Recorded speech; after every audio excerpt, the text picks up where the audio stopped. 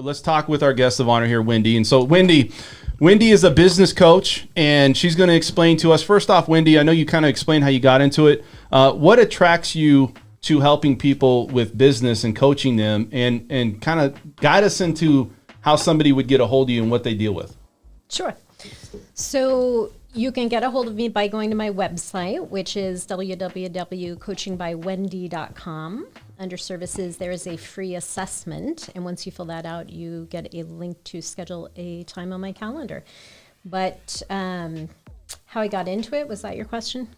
Yeah, so like people want to know, like, why, first off, what is the purpose of a business coach? We all know a coach is like, you know, a lot of people have problems where they can't stay consistent in business. You know, they start off just like in working out. They start off, they're 2 or 3 months in, and they're starting to see results, but then they kind of tally off or fade away a little bit on some of the things they need to do.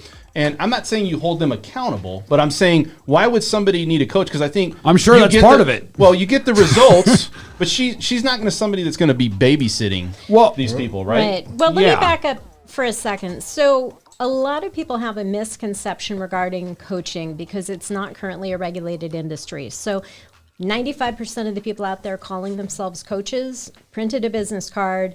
Gotcha. They don't know what coaching is. They've never been trained, and they're not credentialed. Okay. So what they're probably doing is consulting, which means coming in, assessing the situation, giving people advice, telling them what to do, not coaching. Yeah. Yep. Okay. 2 different things. So as a coach, the intention is to create the goal. Spend the time figuring out what's in the way of you having the future that you're committed to having. Okay. So accountability is maybe 5% of it, but that's what I call babysitter coaching, facilitative coaching. It's really about ontological coaching you in how you're showing up on a daily basis, because there's the doing, there are the actions you need to take to achieve the goal, but then there's who are you being when you're taking those actions. Okay. If you know that you need to make 100 calls to hit your quota, but your head is somewhere else when you're making them, you're not going to hit the quota. So are you basically setting up systems? No, that's consulting. That's consulting. Okay. Right. Yeah. So it's really an inquiry. It's like we're going on an exploratory journey together to figure out what's in the way of you having what you want. And I think when you look at goals, you really have to figure out, are these really the right goals? We're in the new year. Yeah. Are you having should goals that you've carried over from last year? I looked up the stats for New Year's resolutions. So for last year, 50% said working out more, getting into better shape. Sure. 48% said losing more weight. And then the next one came in at 46% said saving more money. And then it was, again, about fitness, better eating choices, right? And then it went to things like achieving a new career goal, creating a new hobby, spending more time with my family.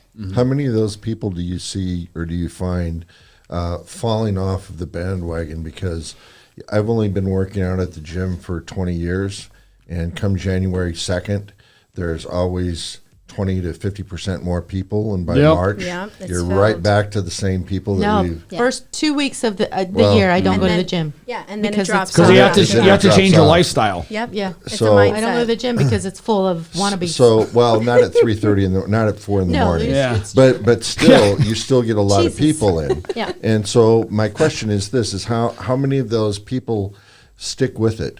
What percentage really find that coaching works for them? Well, I think you have to distinguish between New Year's resolutions, which 95% of people have dropped them after 6 weeks. They're not necessarily people who are serious about Versus goals goals, happening right? in life. Like, Yeah, not to the point where they're going to hire someone. What are your serious intentions? What do you really want to create in your life? And what are you willing to commit to?